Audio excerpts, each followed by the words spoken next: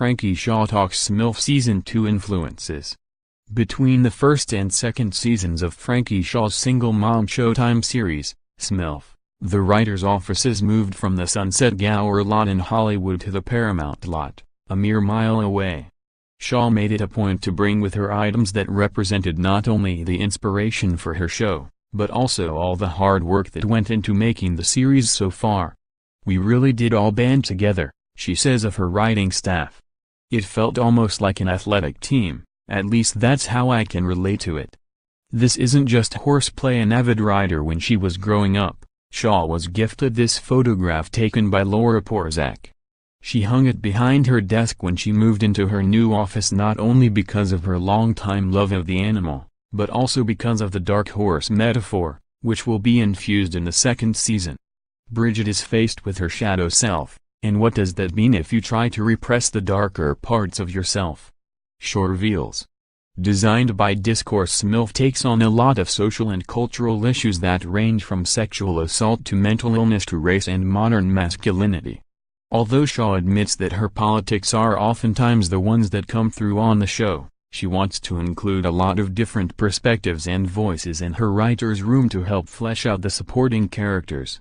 "Our room is really diverse and our stories are very anecdotal from our writers and then also people who maybe think deeper than we do," she says.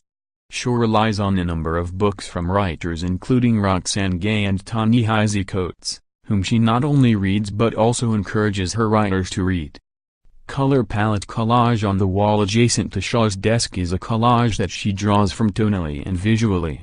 Photos of Elizabeth Taylor and Cleopatra inspired an early fantasy sequence on SMILF. A photo of the WNBA Dream Team, who were her heroes growing up, paved the way for Bridget's own hoop dreams, and shots from A Woman Under the Influence, Chungking Express and In the Mood for Love inform the show's lighting style. As we write Season 2 we realize some of this means even more. This season's all about identity and we actually have an homage to In the Mood for Love, Shaw says. A quote about how language can represent us or not from bell hooks and a key prop from Shaw's short film to legit flesh out the space. Drawing the male gaze, production designer Michael Grizzly sketches ideas for the sets he pitches Shaw. A one-off scene in a department store dressing room became a bit more complicated by the fact that the camera had to be able to pan up to see a man hiding in rafters above, spying on and jerking off to women as they changed, Shaw recalls. Grizzly presented her this sketch, in which the juxtaposition of light, airy movement below and dark cramped quarters above she found beautiful. "I said, I want it framed, sort of as a joke, but when we wrapped, this came in the mail," Shaw says. Now the prized possession hangs in a prime spot right behind her couch. Hoop dreams. In the first season of SMILF, Bridget looked back fondly on her youthful passion of playing basketball and decided she was going to go for it professionally.